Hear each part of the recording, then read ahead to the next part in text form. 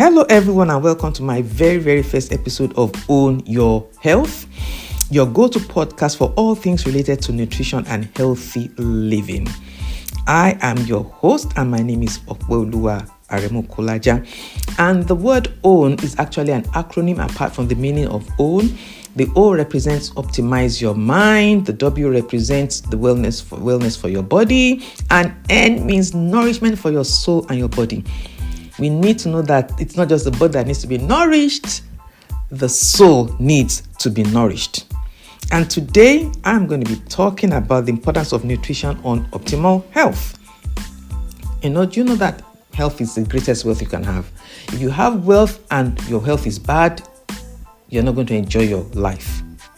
And even if you have health and you don't have wealth, that also doesn't make your life, enjoyable. But we're going to focusing on health being your greatest wealth. The father of medicine actually said, let food be thy medicine and medicine thy food. So that tells us the importance of eating good food. So we know that good nutrition is a cornerstone of good health, and proper nutrition plays a key role in maintaining good health at all times, every time.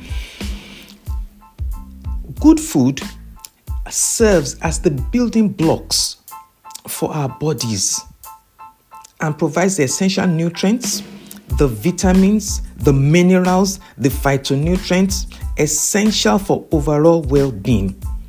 It also boosts our immune system, that powerful part of our body that protects us from disease, that fights disease, that protects us, and fights diseases in our bodies.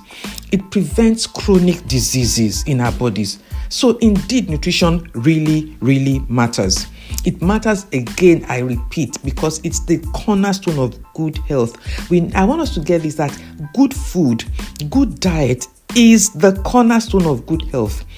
Our bodies require a balance of macronutrients, such as the carbohydrates, the proteins we eat, and the fats, as well as micronutrients like the vitamins, minerals that I've mentioned before, the phytonutrients, antioxidants, in order to function optimally.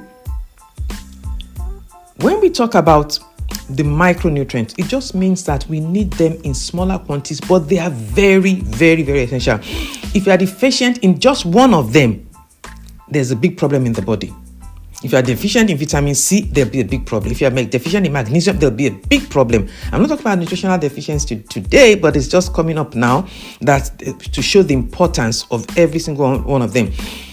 Just like your brown rice is important as a carb, so is vitamin C important, and vitamin A is important in maintaining good health.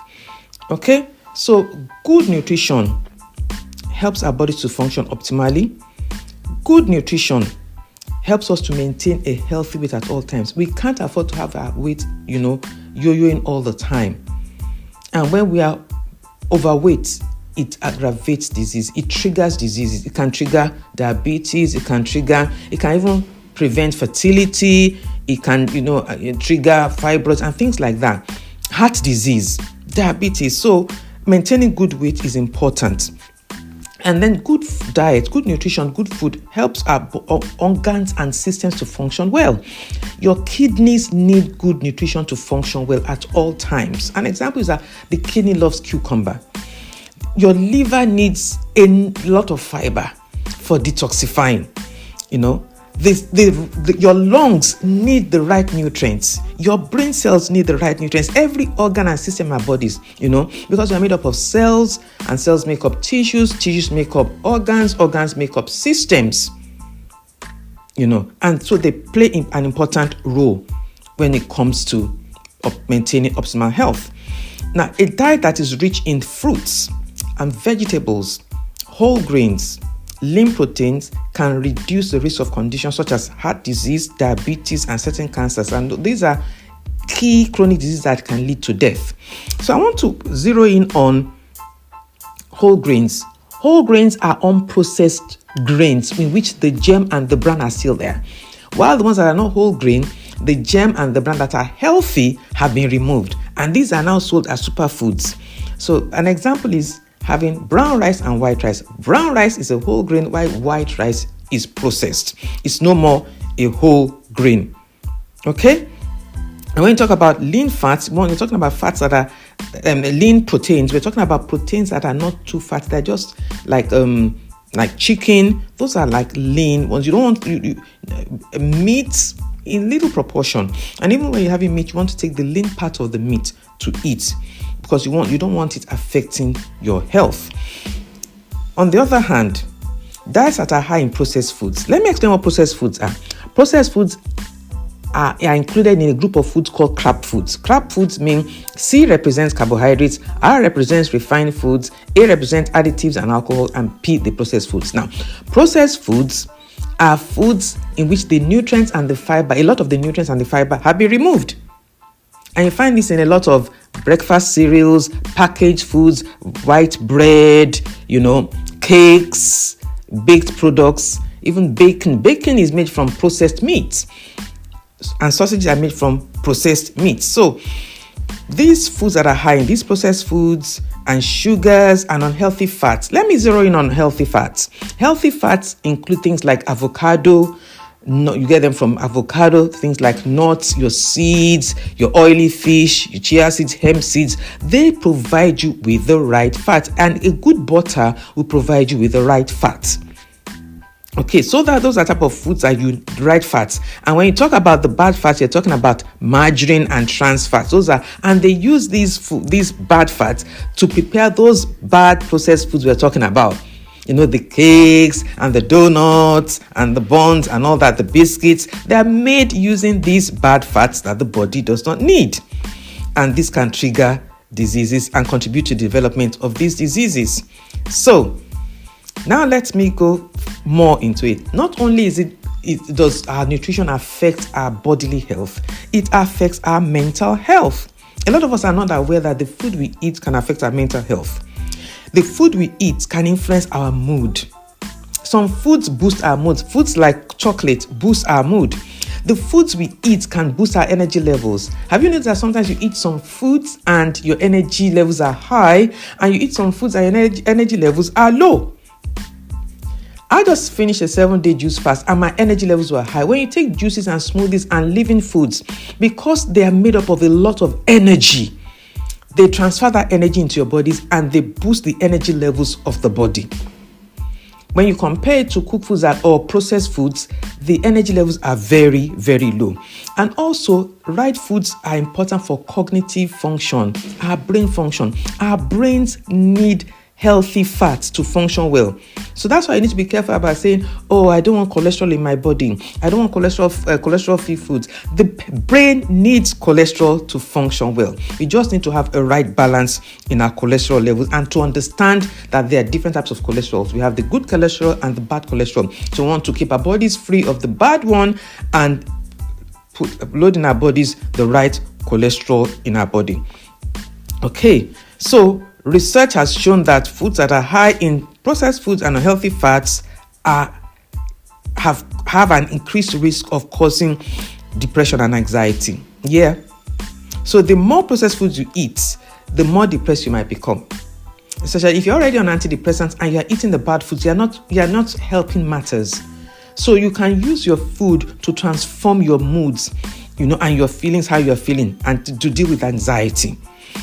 On the other hand, foods that are rich in whole foods, vegetables, fruits, and healthy fats, like I've mentioned before, like avocado, like olive oil, your nuts, they support brain health. Nuts support brain health. They even say walnuts are so good for the brain. Have you noticed that walnuts have the same shape as our brain? And they've been found to be very good for brain health. And they improve our mental well-being. So I want to talk about, go into a few principles that we could keep in mind so that we can have, optimal health as we eat the right foods. Number one, I suggest that you aim for a balanced diet. Let your plate be balanced. Let there be carbs, protein, the right protein, fat, and lots of fruit and vegetables. Let your vegetables have all the colors of vegetables and fruits that you need. Okay, so we want to ensure that you can get these through smoothies, through juices, through salads, and your cooked meals. But I'd also say, even as you're eating your cooked meals, have a lot of these smoothies and vegetables because they contain raw foods that carry energy, and they will transfer the nutrients that your body needs into there. Secondly, we need to be careful about our portion sizes. There must be moderation and portion control. It doesn't matter how much we love a food, we must eat in moderation, because the more we eat too much that the body doesn't require, we gain weight, and the more weight we gain, the more chronic disease that we can trigger. Okay, so there must be moderation. There must be a balance when we're doing that. In as much as we're enjoying these meals, we've got to have portion control. The third principle I want to talk about today is we need to prioritize whole foods at all times over processed foods. Processed foods look good. They taste nice. And they're, you can quickly get them on, in the supermarket. You don't need to go through too much process. You can just throw them into your microwave. They're easy to get. They're easy to prepare. But they don't carry the nutrients that the body needs. They don't carry the nutrients that whole foods carry. They are missing fiber. They are missing phytochemicals. They are missing antioxidants, which the body needs. Processed foods are even high in sugar. And sugar is the number one cause of inflammation, and inflammation is the number one cause of chronic diseases. You deal with the sugar levels and inflammation, and a lot of diseases are reversed. So, and they are high in unhealthy fats. You know that a lot of the processed foods we eat are made from the bad fats, the trans fats.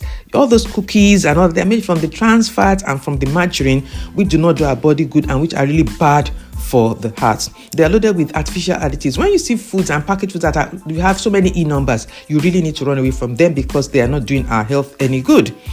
So we need to actually have a balanced, diet of whole foods. And lastly, I want to talk about hydration. Hydration is very important. We need to drink a lot of water every day. We need to drink a lot of healthy, good water every day. Fresh water, healthy water every day, throughout the day, not just in the morning. In the morning, we're told to take at least a glass full of water to activate our organs that have been sleeping overnight, resting overnight. But we must be drinking it throughout the day. You can have some nice herbal teas during the day too. I love my herbal teas and I love my water. So staying hydrated is crucial for overall health. You know that our body, we are made up of about, I think we're told we're made up of about 75% water. If we're made up of 75% water, that means our bodies need water. How can we serve our bodies that is made up of water?